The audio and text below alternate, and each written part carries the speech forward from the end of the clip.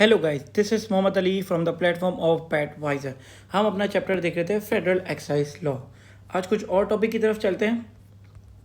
आज का हमारा टॉपिक है zero rated of duty and drawback of duty and apportionment of adjustment of section 5। अच्छा, ये दोनों सेक्शन अलग अलग होंगे, सॉरी ये गलत छप गया सेक्शन, ठीक है। अच्छा, zero rated not with standing the provision of section 3 FAD 0% shall be charge on. Sir, जैसे हमने अपना सेल टैक्स में पढ़ा था कि जीरो रेटेड टैक्स पढ़ा था कि जीरो रेटेड टैक्स जो फिक्स स्केड्यूल के गुड्स हैं और जो गुड्स एक्सपोर्टेड हैं उनके ऊपर क्या होती है, सेल टैक्स 0% चार्ज होता है। इसी तरह FAD भी 0% चार्ज होता है उन गुड्स के ऊपर जो गुड्स एक्सपोर्टेड हो आउट ऑफ पाकिस्तान। यहाँ पे कोई स्केड्यूल नहीं है इसका, यहाँ पे सिर्फ लिखा गया कि जो भी गुड्स एक्सपोर्टेड होंगे आउट ऑफ पाकिस्तान, जो जिसको FAD गुड्स, उसके ऊपर 0% ड्यूटी चार्ज की जाएगी। Such good as by notification in the official gazette specified by Fed। और SRO से किसी फेडरल गवर्नमेंट बता दे कि इन गुड्स के ऊपर आपको जीरो रेटेड ड्यूटी चार्ज करनी है। दूसरा आसान सा सेक्शन है अपोर्चमेंट of adjustment.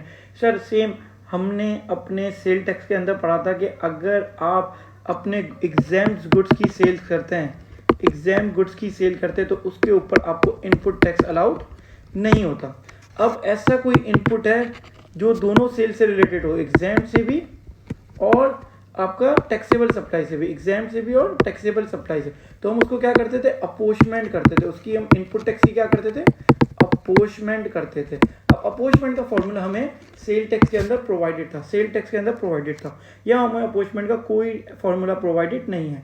In case a registered person is manufacturing and selling both excisable and non excisable goods, मतलब कि सेल करो जो गुड्स एक्सेसाइबल हो और जिसके ऊपर ड्यूटी चार्ज होती हो, जिसके ऊपर ड्यूटी चार्ज नहीं होती। Goods manufacture produce from duty paid input, he shall be entitled to adjustment of duty only to the extent and in respect of excisable goods. Sir, same कि एक बंदा FAD charge करता हो both ऐसे goods जिसके ऊपर duty charge होती हो जिसके ऊपर, और ऐसे गुड्स जिसके ऊपर ड्यूटी चार्ज नहीं होती हो, और उन दोनों के लिए सेम इनपुट टैक्स यूज़ किया गया। तो उस इनपुट टैक्स की अपोर्चमेंट उसी तरह हम करेंगे जैसे, अब यहाँ पे इन्होंने बताया नहीं लेकिन उसी तरह करेंगे जैसे हम सेल टैक्स के अंदर करते थे, उसी तरह हम अपोर्चमेंट करेंगे जैसे हम सेल टैक्स में करते थे।